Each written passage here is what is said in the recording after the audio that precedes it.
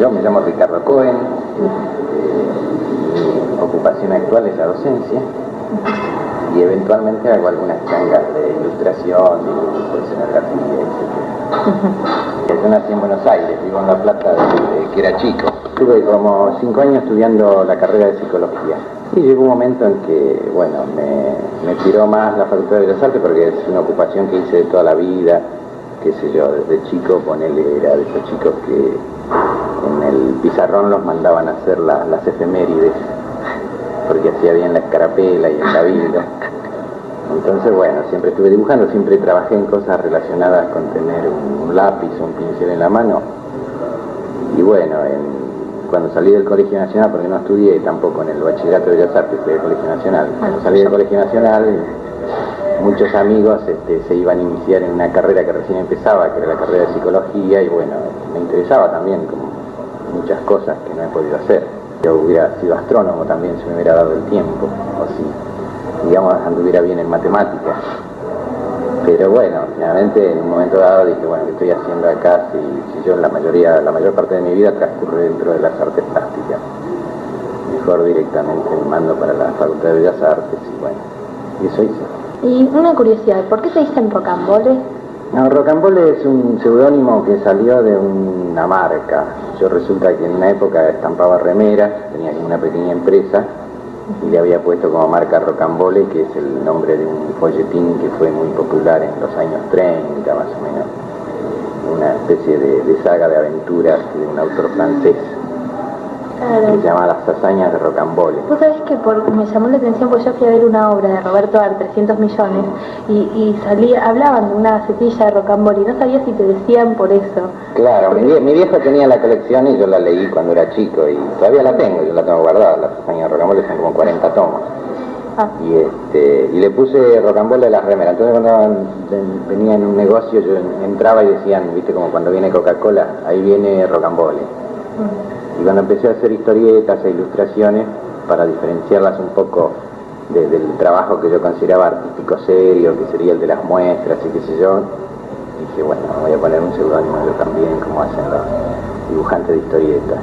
Y me puse Rocambole. Y con el tiempo Rocambole se hizo más conocido que Mono Cohen, así que ahora firmo Rocambole todo. Esa es la historia. ¿Y por qué le dicen mono?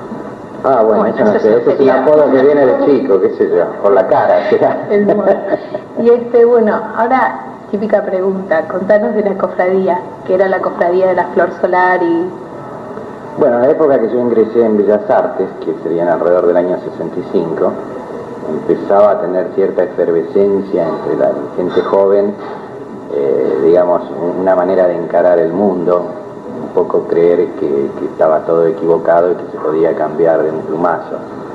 Y bueno, muchas lecturas ¿cómo se llama?, de escritores de la época, devenidos del existencialismo, algunas publicaciones que llegaban acá de lo que hacía la Beat Generation, un grupo de poetas norteamericanos, y todo eso hizo crear cierto clima, digamos, en los estudiantes, sobre todo de Bellas Artes. Y bueno, viene el golpe militar de Onganía en esa época, entonces la Facultad de Bellas Artes es intervenida, ponen a un arquitecto, un tal Maisonave, que empieza a imponer una especie de disciplina rígida en la facultad. Había un grupo, que en ese momento teníamos el centro, habíamos ganado las elecciones, una agrupación independiente, habíamos ganado el centro, entonces un poco que no pudimos tolerar esas imposiciones, y encima se cierra el comedor universitario.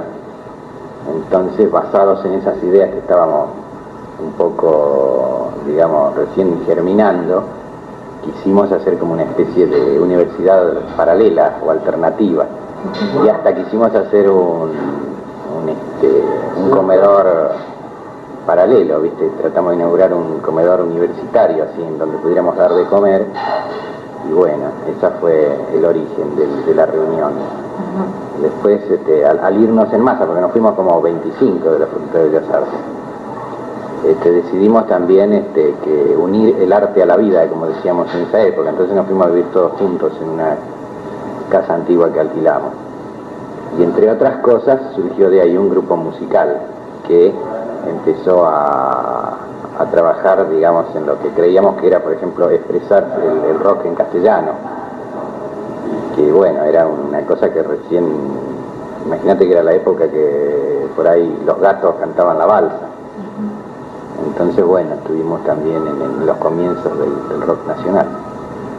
Y bueno, eso duró alrededor de 5 años y bueno, después cada uno de los cofrades, como le decíamos, hizo su vida y gestó nuevas cosas. ¿Cuál era el espíritu de la cofradía? La cofradía en principio la planteamos como una especie de comunidad de trabajo, en el cual la mayoría de los trabajos tenían que ver con la expresión artística. Ya te digo que nuestra principal meta filosófica en principio había sido unir el arte a la vida. Entonces creíamos, por ejemplo, que un artista debería vivir como un artista, adornar su casa como un artista, vestirse como un artista. Sus relaciones interpersonales tendrían que ser primadas, digamos, por un objetivo artístico. No concebíamos el tipo que, por ejemplo, trabaja en una oficina y después va 5 minutos y pinta un cuadro, pero mientras tanto sigue haciendo una vida que no tiene nada que ver con... Claro. Vos exactamente, ¿cuál es la vinculación? Porque tú dicen Rocambole, el de Los Redondos. ¿Cuál es tu vinculación con Los Redondos? Bueno, yo por suerte, digamos, a la cola de un cometa, montado en la cola de un cometa, me vino bien para mostrar mi trabajo. O sea, esa es francamente el efecto Rocambole Redondo. Quizás estos mismos trabajos que yo hago, mostrados así como un artista plástico sin vinculación directa así con un fenómeno de esa naturaleza, por ahí pasaría más desapercibida. A mí la cola del cometa me da la posibilidad de que las cosas que yo hago, los dibujos que por ahí peregreño así en una noche de insomnio, de repente se vean por todos lados, lo vean en una tapa de un disco que se distribuye a lo mejor en una cantidad grande de ejemplares, y que por ahí suceda que muchos jóvenes que a lo mejor no notan que tienen un contacto con la plástica o no lo sienten así, creen que su contacto es meramente por el rock and roll, de repente se sientan atraídos a otra forma de arte y que, digamos, entren por una puerta lateral hacia un mundo que a lo mejor no lo tenían en cuenta. O sea que es también para mí un trabajo docente. Imagínate que yo ahora cuando hago una muestra, por ejemplo, sucede un fenómeno muy raro para la actitud normal de una muestra de plástica. De repente vienen chicos al museo que nunca en su vida pisaron el Museo de Bellas Artes.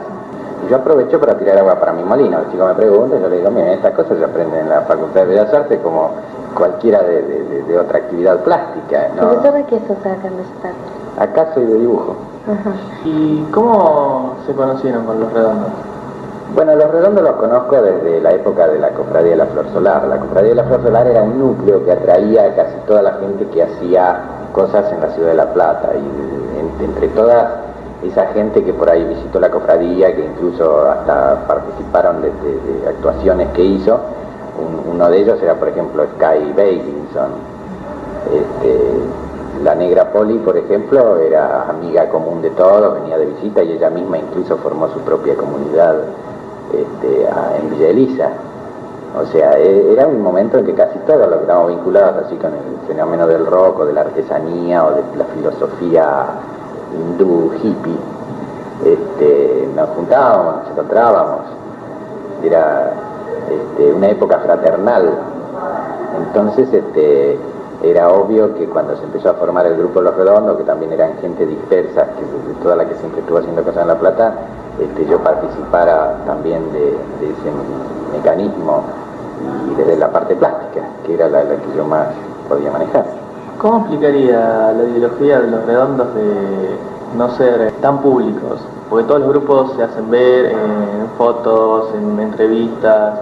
Los Redondos tienen como algo medio como de misterio, que siempre están ocultos, nada más. Claro, yo supongo que verlos. Claro, es una antitáctica. O sea, en principio fue natural. Ahora ya les costaría muchísimo no ser esos que son.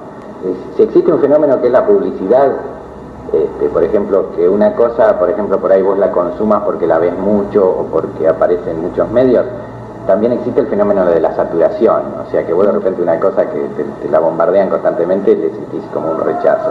Entonces, manejando con alguna habilidad eso de no saturar, que solamente lo puede hacer un grupo que sea independiente, porque imagínate que un grupo que está ¿cómo se llama?, pagado por una compañía o por una producción. Lo que le interesa al productor es rápidamente vender ese producto, ganar la mayor cantidad de guita posible para pasar a algún otro producto que salga de nuevo. El fenómeno del capitalismo es tomar una imagen, la que sea, saturar el mercado, vender hasta agotar las posibilidades de venta y rápidamente reemplazar ese producto. En el caso de que vos sos independiente, no estás manipulando un producto, estás con gente. Lo que vos ofreces son tus sueños, tus vivencias, tu música, tu pasión.